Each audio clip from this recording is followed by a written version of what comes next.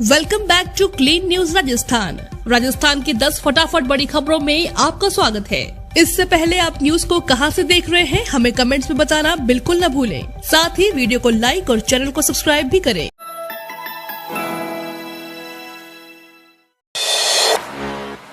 राजस्थान में 1033 पदों पर निकली वैकेंसी। राजस्थान में सरकारी नौकरी की तलाश कर रही महिलाओं के लिए अच्छी खबर है। महिला एवं बाल विकास विभाग ने आंगनवाड़ी सेविका और आंगनवाड़ी सहायिका के 1033 पदों पर भर्ती निकाली है, जिसके लिए 21 से 40 साल तक की उम्र की महिलाएं राजस्थान सरकार की ऑफिशियल वेबसाइट www.wcd.rajasthan.gov.in पर जाकर 4 जुलाई तक आवेदन कर सकते हैं। कैंडिडेट्स का सिलेक्शन मेरिट के आधार पर किया जाएगा। स्कूली बच्चों के लिए वैक्सीनेशन के लाए तेजी। स्कूली बच्चों के लिए वैक्सीनेशन में लाए तेजी। कोरोना के बढ़ रहे मामलों के बीच बोले स्वास्थ्य मंत्री मनसुख मंडाविया। देश में कोरोना के मामले एक बार फिर बढ़ने लगे हैं। संक्रमितों की बढ़ रही रफ्तार एक बार फिर से डराने लगी है। स्वास्थ्य मंत्रालय द्वारा जारी रिपोर्ट को देखें तो बीते 3 दिनों से देश में हर दिन कोरोना संक्रमितों के नए मामले 8000 से ज्यादा सामने आ रहे हैं। इसी बीच केंद्रीय स्वास्थ्य मंत्री मनसुख मंडाविया ने राज्यों के स्वास्थ्य मंत्रियों के साथ बातचीत की है। इस बातचीत के दौरान उन्होंने राज्य के स्कूल जाने वाले बच्चों के लिए कोविड टीकाकरण कवरेज बढ़ाने और बुजुर्गों के लिए प्रिकॉशन डोज और जीनोम सीक्वेंसिंग को मजबूत करने पर ध्यान केंद्रित करने का आग्रह किया। आरक्षण की मांग को लेकर 5 समाज का आंदोलन, दूसरे दिन भी आंदोलन जारी। राजस्थान के भरतपुर में 12% आरक्षण की मांग के लिए चल रहा सैनी, कुशवाहा, शाक्य, मौर्य और माली समाज का आंदोलन दूसरे दिन भी जारी रहा। इसे देखते हुए प्रशासन ने 4 तहसीलों में इंटरनेट सुविधा बंद कर दी है। उधर आंदोलनकारियों ने जयपुर आगरा नेशनल हाईवे पर आज दूसरे दिन भी चक्का जाम रखा है। आंदोलनकारियों का कहना है कि अगर उनकी मांगे नहीं मानी गई तो पूरे राजस्थान में जाम किया जाएगा, साथ ही रेल भी रोकी जाएगी। वहीं आरक्षण को लेकर चल रहे आंदोलन को देखते हुए संभागीय आयुक्त संवरमल वर्मा ने प्रभावित 4 तहसीलों में इंटरनेट बंद करने का आदेश दिया। इनमें नदबई, उज्जैन, वैर और भुसावल तहसील शामिल है। राजस्थान में कृषि मंडियों को सुदृढ़ करने के लिए अहम फैसला। मंत्रिमंडल ने प्रदेश में कृषि मंडियों के सुदृढ़ीकरण के लिए अहम फैसला लिया है। इसमें राजस्थान कृषि उपज मंडी अधिनियम 1961 की धारा 17 एवं धारा 17A के वर्तमान प्रावधान मंडी प्रांगण की 4 दीवारी के स्थान पर मंडी क्षेत्र के प्रावधान के लिए मंडी अधिनियम में संशोधन किए जाने का निर्णय लिया है। इससे मंडी क्षेत्र में कार्यरत औद्योगिक इकाइयों एवं व्यापारिक फर्मों द्वारा कृषकों से क्रय की जा रही विज्ञप्त कृषि जिंसों के व्यवसाय पर मंडी अधिनियम के प्रावधान लागू होंगे। कृषक हितार्थ मंडी क्षेत्र में नियमन व्यवस्था को प्रभावी रूप से लागू की जाएगी। इससे मंडी प्रांगण एवं उससे बाहर के मंडी क्षेत्र में किए जा रहे व्यवसाय पर मंडी शुल्क और कृषक कल्याण फीस की वसूली प्रभावी हो जाएगी। 10वीं पास के लिए सेना में निकली बम्पर भर्ती। भारतीय सेना में नौकरी की तैयारी कर रहे युवाओं के लिए एक शानदार मौका है। भारतीय सेना ने धोबी और ट्रेड्समैन मेट पदों के लिए आवेदन आमंत्रित किए हैं। इच्छुक और योग्य उम्मीदवार रोजगार समाचार में दक्षिणी कमान भर्ती 2022 के प्रकाशन की तिथि से 45 दिनों के भीतर ऑफलाइन आवेदन कर सकते हैं। इस भर्ती के जरिए 65 पदों पर भर्ती की जाएगी। चयनित उम्मीदवारों को मुख्यालय दक्षिणी कमान के तहत किसी भी MSc इकाई में कहीं भी तैनात किया जा सकता है। किसी भी AMC इकाई में कहीं भी तैनात किया जा सकता है। जारी अधिसूचना के अनुसार उम्मीदवारों को एक चयन प्रक्रिया के माध्यम से गुजरना होगा। इस पदों के लिए लिखित परीक्षा में योग्यता और स्किल ट्रेड टेस्ट में गुणवत्ता यदि कोई हो उनके आधार पर चयन किया जाएगा।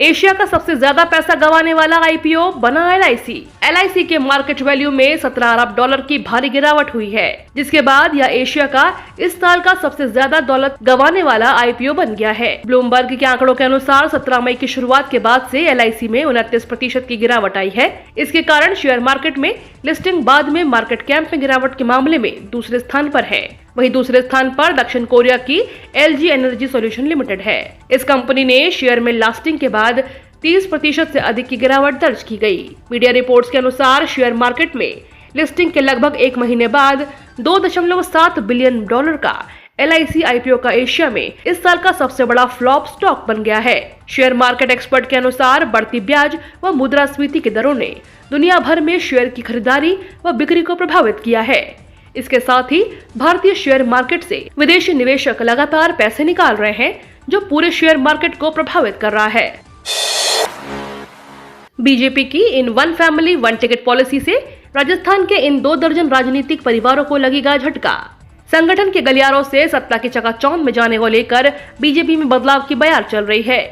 पार्टी के राष्ट्रीय अध्यक्ष जेपी नड्डा ने हाल ही में भोपाल में कहा कि बीजेपी अपनी पार्टी में नेताओं के बच्चों को टिकट नहीं देगी। अगर बेटों को टिकट दिलाना है तो पिता को टिकट दावेदारी से हटना पड़ेगा। इसके अलावा बीजेपी 70+ नेताओं को टिकट न देने पर विचार कर रही है। इन नए फॉर्मूलों से राजस्थान के कई वरिष्ठ नेताओं का राजनीतिक गणित गड़बड़ा जाएगा। इसकी जद में पूर्व मुख्यमंत्री वसुंधरा राजे भी आ सकती हैं। बीजेपी में 1 फैमिली 1 टिकट का फॉर्मूला लोकसभा से लेकर निकाय सहित सभी चुनाव पर लागू होगा। इससे राजस्थान के 2 दर्जन से ज्यादा राजनीतिक परिवारों को झटका लगा है। कई बीजेपी नेता चुनाव में बेटे बहुओं या सगे संबंधियों को टिकट दिलाने का सपना देख रहे थे। कृषि कर्ज लेने वालों के लिए अलर्ट। राजस्थान के किसानों के लिए एक राहत भरी खबर है। सरकारी भूमि विकास बैंकों से कृषि कर्ज लेने वाले किसान 30 जून तक ओटीएस स्कीम का फायदा ले सकते हैं।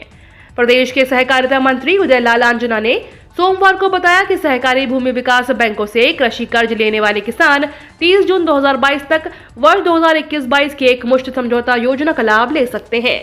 योजना के तहत समय से लोन न चुकाने वाले किसानों के ब्याज और दंडनीय ब्याज को 50% तक माफ किया गया है। सूबे में अब तक 1946 कर्जदार किसानों को 12.06 करोड़ रुपए की राहत दी जा चुकी है। रूस और यूक्रेन के बीच युद्ध का असर अब भारत में, पेट्रोलियम कंपनियों को दिए निर्देश। रूस और यूक्रेन के बीच युद्ध का असर अब भारत में भी देखने को मिल रहा है, जहां पेट्रोलियम मार्केट को लेकर बाजार में अनिश्चितता बनी हुई है। भारत पेट्रोलियम कंपनी और हिंदुस्तान पेट्रोलियम कंपनियों ने अपने तमाम पेट्रोल पंप मालिकों को निर्देश दे दिए हैं कि आने वाले दिनों में उन्हें पेट्रोल और डीजल पर, विशेष तौर से डीजल पर नजर बनाकर रखनी होगी और जब उनका पेट्रोल पंप सूखा हो जाएगा उसके बाद ही उन्हें सप्लाई दी जाएगी। दोनों कंपनियों ने पेट्रोल पंप मालिकों से बल्क में डीजल पेट्रोल नहीं देने, रात 9 बजे के बाद पेट्रोल पंप बंद रखने और एडवांस पैसा जमा कराने के बाद ही पेट्रोल डीजल देने की बात कही है। श्रीलंका में पीएम मोदी और अडानी को लेकर विवाद।